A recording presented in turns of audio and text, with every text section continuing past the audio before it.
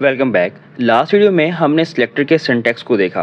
अभी क्या करते हैं, हम उसे यहाँ प्रैक्टिकली एक्सप्लोर करते हैं। उसके लिए करेंगे हम एक्सटर्नल फाइल क्रिएट करेंगे यहाँ पे, जिसे हम स्टाइल डॉट सीएसएस का नाम देते हैं और इसे करेंगे लिंक कर लेंगे अपने इस पेज के साथ। तो हेड सेक्शन करते हैं, हम लिंक का टैग लेते हैं और उसके href के अंदर उस फाइल का रिलेटिव पाथ क्या करेंगे, पास कर देंगे।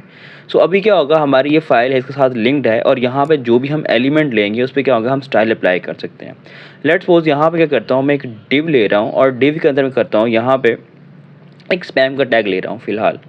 और यहाँ पे हम बात करेंगे जो डिस्कस कर रहे हैं अभी, क्लास हमारे पास जो सिलेक्टर है उसको। तो मैं यहाँ पर उसका जो कंटेंट है वो भी क्लास सिलेक्टर रख देता हूँ। ठीक है, तो अभी क्या है कि हम इस को पहले फॉर्मेट करते हैं और इस डिव को यहाँ पे एक नाम देंगे।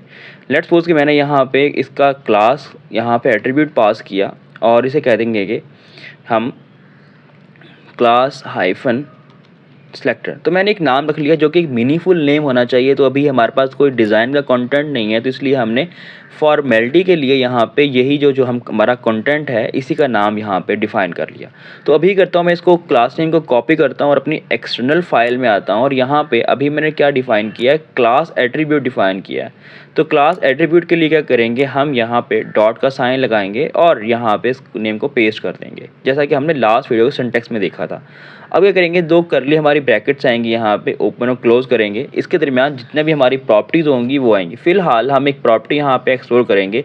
लेट्स सपोज कि मैं उस कंटेंट का कलर चेंज करना चाहता हूँ। तो कलर के लिए हम कलर की प्रॉपर्टी लेंगे यहाँ पे और उसकी वैल्यू में जो कलर हमें चाहिए, या तो उसका नेम या फिर हेक्साडेसिमल की वैल्यू हम क्या करेंगे यहाँ पे डिफाइन कर सकते हैं।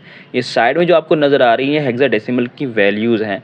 ऐसे हम RGBA की वैल्यू भी यहाँ पे अप्लाई कर सकते हैं। तो फिलहाल अभी हम एक कलर यहाँ पे ब्लू वाइट अप्लाई करते हैं और साथ में एक और प्रॉपर्टी कहता हूँ मैं इसका, कि इसका जो फाउंट साइज़ है उसे आप क्या करो 48 पिक्सल कर दो।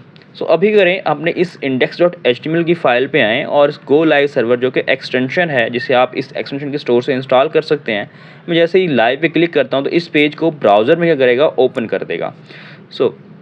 यहाँ पे हमने एक्सटेंशन पे क्लिक किया तो इस फाइल का कर रहा है, ब्राउज़र में ओपन कर रहा है। तो यहाँ पे वो कंटेंट है, वो सारा स्टाइल यहाँ पे अप्लाई हो रहा है जो कि हमने उस सिलेक्टर में अप्लाई किया था। अगर मैं दोबारा यहाँ फाइल पे आऊँ और यहाँ पे मैं इसका कलर चेंज कर दूँ, जैसा कि मैं फ़िलहाल ब्राउन कर रहा हूँ, फ़ॉन्ट साइज़ का मैं 58 कर रहा हूँ, तो आपको ये चेंजेस क्या होंगी वहाँ पे रिफ्लेक्ट होती नज़र आ रही होंगी। इस तरह हम किसी भी क्लास बेस्ड सिलेक्टर के साथ अपने एलिमेंट्स को स्टाइल कर सकते हैं। तो नेक्स्ट वीडियो में हम एक्सप्लोर करते हैं ID सिलेक्टर को। तो चलिए मिलते हैं नेक्स्ट वीडियो में।